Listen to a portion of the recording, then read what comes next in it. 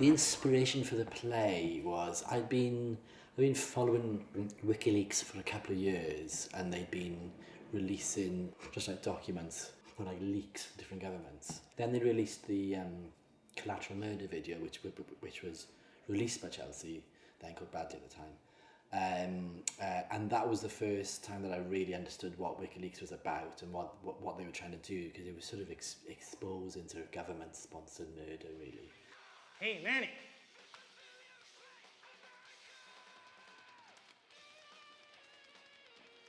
You seen the new ordnance report? No. This guy takes a hellfire right to the head. Watch this. Boom!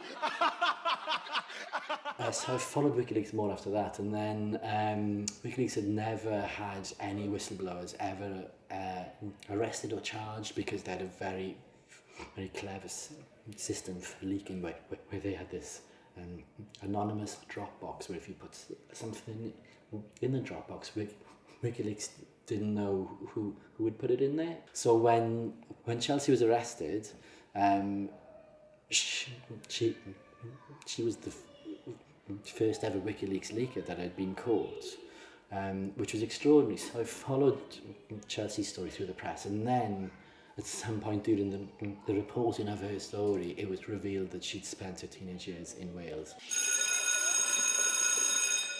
So, I don't want to hear any bullying or joking about his accent.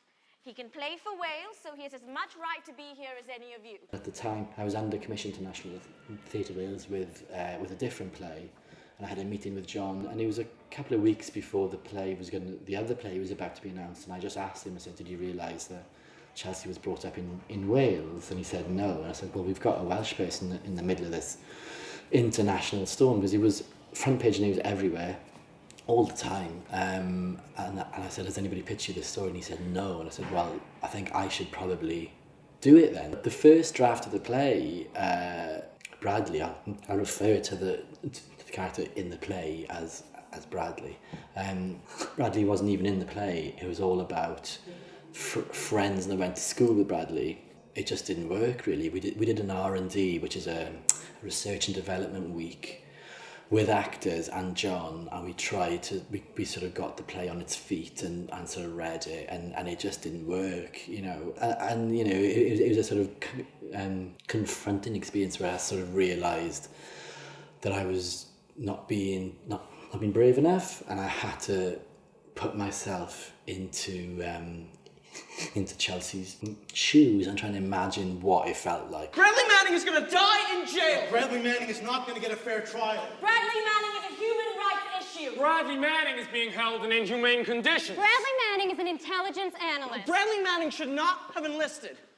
Bradley Manning needs our help. Bradley Manning. It would be misleading to say that I had enough time or enough forethought to go, this is the theme I want to interrogate. It was, you know, a play written sort of in blind panic. The stuff that I'm interested in was, you know, this was a person who sort of spoke truth to power, who kind of was a very, very, very small cog in a very, very huge machine.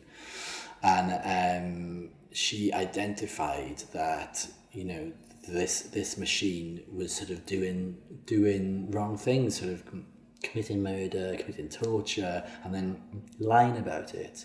And you know, her story is one of the little person, so standing up to the giant and making a difference. Because when the Iraqi government read that the American military were counting their civilian casualties, the Iraqi government then withdrew immunity from American soldiers from prosecution, which meant that the American military had to observe the laws and international laws, and if they were caught torturing or murdering civilians, they would get charged, which was a new thing. I think by doing this, I've saved us resources. Your so we role don't spend time is to counting... support our brigades on the ground by identifying and tracking insurgents. And once that immunity was drawn, the American military withdrew from Iraq. So in some ways you could say Chelsea's actions ended the occupation of Iraq, which is a huge thing for one person to do. There's a video. I just found it in a zip file. It's an Apache helicopter shooting civilians in the street with a 30mm cannon.